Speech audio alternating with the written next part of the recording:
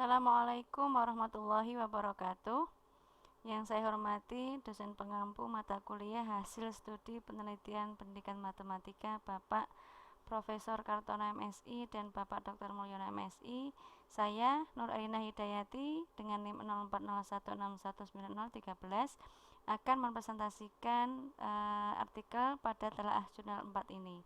Adapun judul dari artikel yang saya telaah pada kesempatan kali ini adalah The Development of Statistical Literacy Skills in the 8th Grade, Exploring the Themes Data to Evaluate Student Achievement and Teacher Characteristics in the Student Stage. Jurnal ini diterbitkan pada tahun 2013 pada jurnal Educational Research and Evaluation dengan autor Jamie Demis and Charles E. Holloway dari The University of Alabama, USA. Penelitian ini meneliti hubungan antara prestasi siswa dalam statistik dan faktor di siswa dengan mempertimbangkan faktor pada siswa dan tingkat guru atau ruang kelas dengan menggunakan konten data kelas 8 di Amerika Serikat dari tren dalam studi matematik and science internasional tahun 2007 atau TIMSS 2007. Implikasi dari studi ini menunjukkan bahwa kualitas dan pelatihan guru statistik yang tersedia memberikan pengaruh signifikan.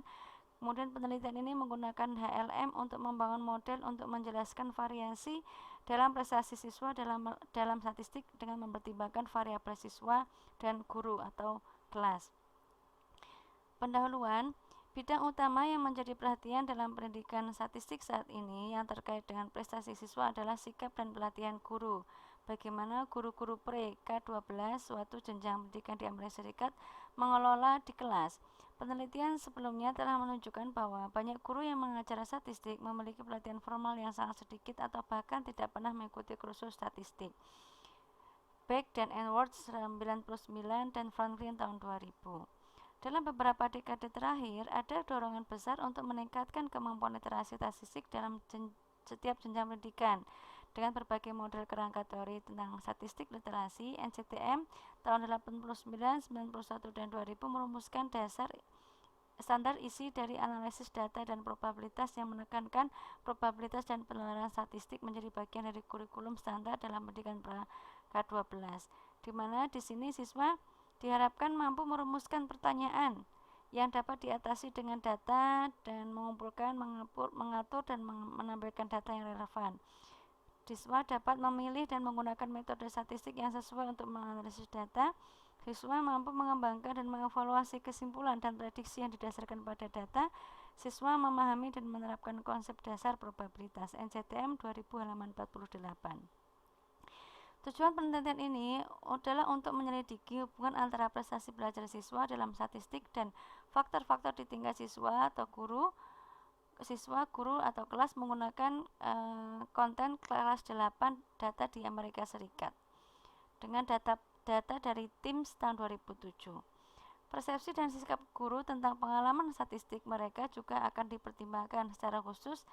Pertanyaan penelitiannya adalah sebagai berikut: apakah variabel siswa dan guru atau kelas terkait dengan pencapaian dalam pembelajaran statistik untuk siswa kelas 8 di Amerika Serikat?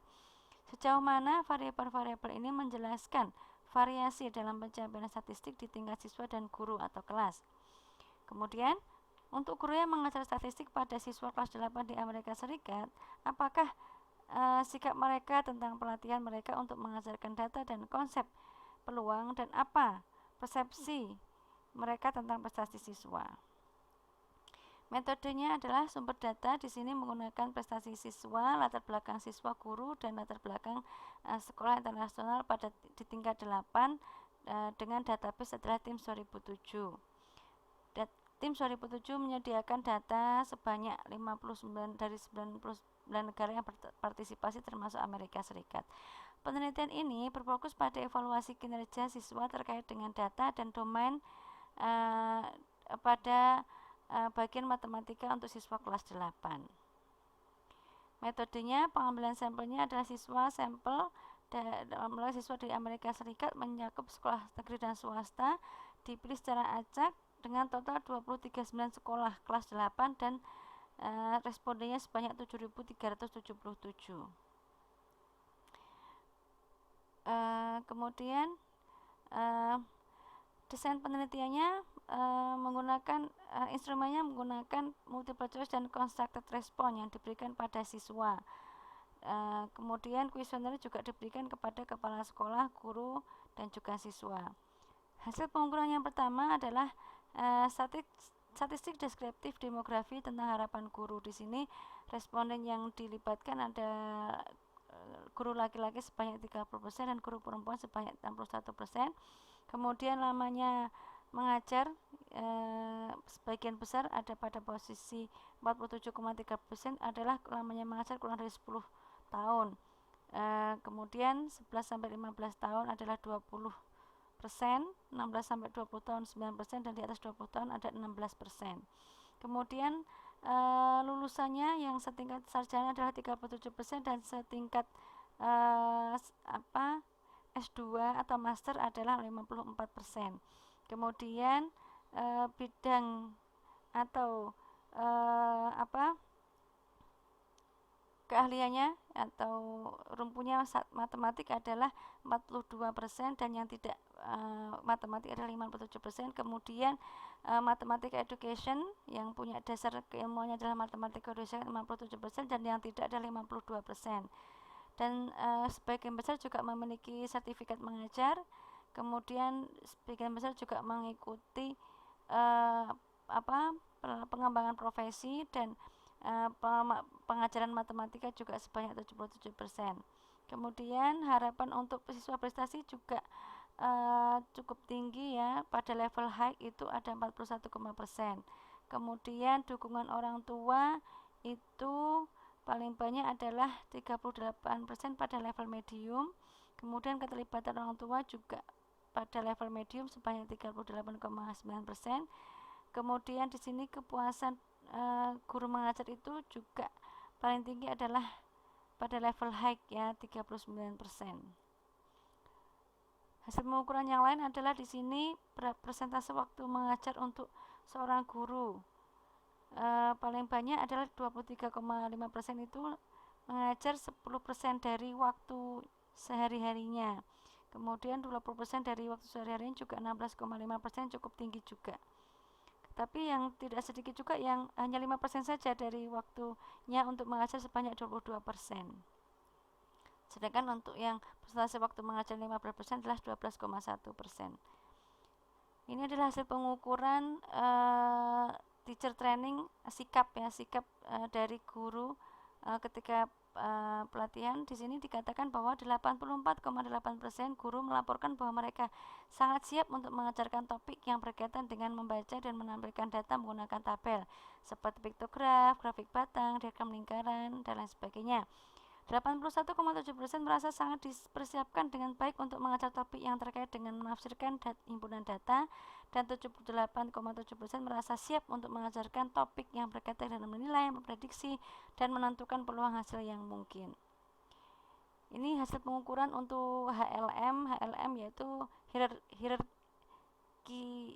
hierarchical linear modeling atau pemodelan linear hierarkis, di mana pemodel ini merupakan model untuk menjelaskan variasi dalam prestasi siswa dalam statistik yang mempertimbangkan variabel siswa dan guru serta kelasnya. Di sini ditunjukkan bahwa sampel laki-laki perempuan hampir seimbang 47% dan 48%. Kemudian hampir 41% siswa melaporkan orang tua mereka berada pada tingkat pendidikan yang tinggi, yaitu dengan 40% itu adalah setingkat universitas ya, sedangkan sisanya itu melaporkan di bawah tingkat pendidikannya lebih rendah. Kepala sekolah dari sekolah ini melaporkan bahwa 32,4% siswa memiliki lebih dari 50% kurang beruntung secara ekonomi. Jadi yang merasa kurang beruntung itu sebanyak 50% itu ada 32,4% siswa. Kemudian yang merasa kurang beruntung sebanyak 26,50% itu ada 23,2% siswa. Yang merasa tidak beruntung 11% hingga 25% itu adalah 18,4% siswa, dan siswa yang merasa 10% kurang beruntung itu adalah 13,6% siswa. Jadi mayoritas masih merasa kehidupan ekonominya kurang beruntung. Kemudian 22,9% melaporkan bahwa mereka memiliki akses internet di rumah. Kemudian terkait dengan jumlah buku, di sini 27,1% untuk mengatakan mereka memiliki 1 rak buku. Kemudian sebanyak 19,8% melaporkan 1 rak buku juga, bukan 1 rak tetapi 1 jajar ya, 1 jajar buku. Kemudian yang di sini 33,7% itu mengatakan bahwa mereka 16,9% mengatakan tidak ada atau sangat sedikit buku. Kemudian terkait dengan kesukaannya mereka terhadap matematika, 33,7% melaporkan mereka suka matematika dan 20% sedikit tidak setuju dan 18,7% sangat tidak setuju. Kemudian untuk variabel guru, di sini lulusan guru dengan tingkat pendidikan yang sederajat dengan sarjana adalah 37% dan yang setingkat dengan master adalah 54,4%. Jadi sebagian 50% lebih itu setingkat master. Di sini bisa diambil kesimpulan bahwa sebagian besar guru merasa mereka siap untuk mengajar konsep statistik. Dalam sampel yang diambil, banyak guru yang belum mengikuti pelatihan formal dalam statistik di program yang sesuai dengan gelar mereka. Demikian presentasi yang dapat saya sampaikan. Kurang lebihnya mohon maaf. Terima kasih atas perhatiannya. Saya ucapkan terima kasih. Wassalamualaikum warahmatullahi wabarakatuh.